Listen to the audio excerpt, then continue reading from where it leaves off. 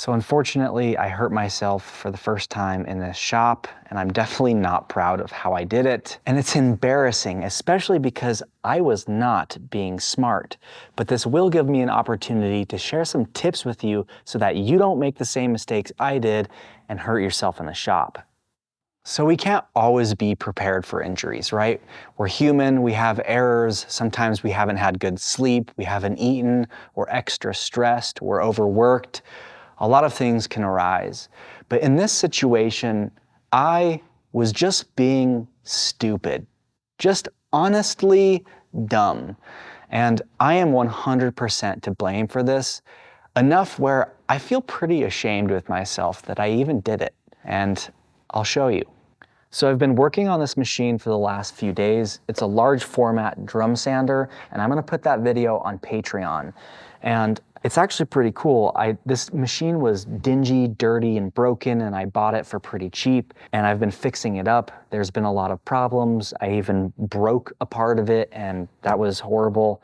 And I was doing my final test cuts, or test sands, I guess. And after the last one, I noticed that this was vibrating a lot. And I was like, why is that vibrating so much? Because it's like screwed on. And for some reason, for some silly reason, I decided to put my hand underneath and in to figure out what was all the racket. And I must have stuck my hand halfway in this thing for my finger to touch that 100 grit drum, and it instantly took my fingernail off. Instantly. And I'll show some clips in a little bit. I think the most important part is I've been working on this machine for 2 or 3 days, and so I've been used to being able to stick my hands anywhere and everywhere to fix things. So if there's problems, I can grab onto it, no problem, because the machine has not been on. But this time, the machine was on. So if the problem was that I was being stupid, and you can't fix stupid, then how would I prevent this in the future? And I want to say the easy answer is to have more awareness. But awareness is dependent on whether I've had good sleep, whether I've eaten, my stress levels, and all sorts of different variables that are never, ever perfect. Ever. Okay, sure, I had a moment of stupidity, but what can you as the viewer gain from this? Because I'm sure you wouldn't do such a dumb thing, but I did. So let's figure out a way that this won't happen to you.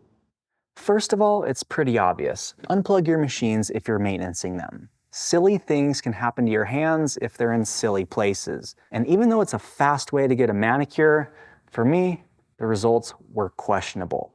And if your tools have batteries, just unplug them. I cut myself years ago with this jigsaw because I didn't follow that advice. And second, take note of your mental clarity for the day. If you're frustrated or tired, or maybe you're just feeling a bit off, sit this one out. It's just not worth it. And I'll admit, that's the hardest thing for me to do. It's hard to stop what I'm doing and just take a moment because I want to get things done. But that's how things like this happen. Third, we all need to understand the risk involved with each machine. We all know that a miter saw blade can cut you. That's pretty self-explanatory. But rough lumber cut at the miter saw, especially a sliding miter saw, can cause really bad surprise kickback, and you may not know that. So there's your problem. For instance, this dado stack is banned in part of the world, but a router table with this honker of a bit isn't. And I don't know about you, but I could hurt myself a lot worse with this than I can with that. I don't have anything against router tables, I just don't like the way they cut. They cut directionally sideways. So it's not the sharp blade that I'm scared of, it's how it cuts the wood and how able am I to control my piece through the tool. This is a planer, it's pretty predictable. If I send a board through, it feeds it into the cutters, which are cutting directionally this way, and then it exits. But one hidden thing about this planer that I have to watch out for is if I feed a board in, and if my fingers are accidentally underneath this, it will smash down incredibly hard because the rollers in this thing are insanely strong. So it's not about the cutters that will cut me, it's about the nuance of each tool. It's those hidden dangers that you can't see that will bite you in the butt. So there's the catch. If it's hidden, you don't know about it, and something is bound to catch you off guard. Which brings me to my fourth tip, always being prepared for injury. If you're in a shop environment or even out in the field working, it's absolutely important that you have an emergency kit with all of the things that you would need to clean and maintain wounds. Also, make sure you have a tourniquet that's open and ready to go, because the last thing that you want to have to do is unwrap one of these puppies if you cut a limb off. Most importantly, make sure you always have a form of communication. Keep this puppy charged, because when you need to call for help, you need to call for help. Another important thing to consider is the tools you buy. There are dedicated machines out there that are designed to keep you much safer than any ordinary machine would. And that's a pretty good deal if you ask me, even at a higher cost. But that drum sander does not have any flesh sensing technology. So let's see what happened to my fingers when I screwed up. So I do want to show you some of this so that you can see what it looks like if you happen to stick your hand in a drum sander.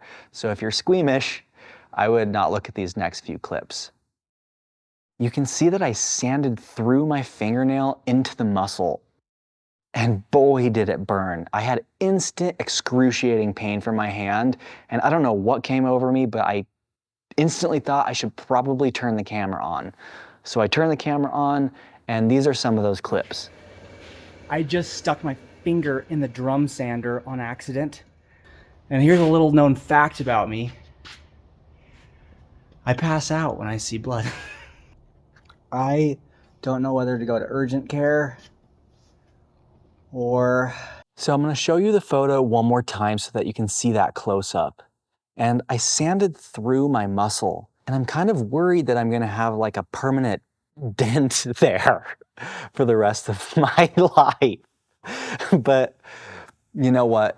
If that's what I have, a permanent dent, then I will forever remember that dent. And that's what will keep me in check in the future. Am I paying attention today? Because I better be. And if you happen to want to see more content of when I was about to pass out and my fingers were bloody, that content will be in the drum sander video over on my Patreon. And so if you happen to want to support the channel, joining my Patreon is a great way to do that. The next video for YouTube will be an awesome build video, so I really hope to see you there, and I appreciate you watching. Hey, if you truly enjoyed this content, click subscribe on the left, and here's another awesome video to watch.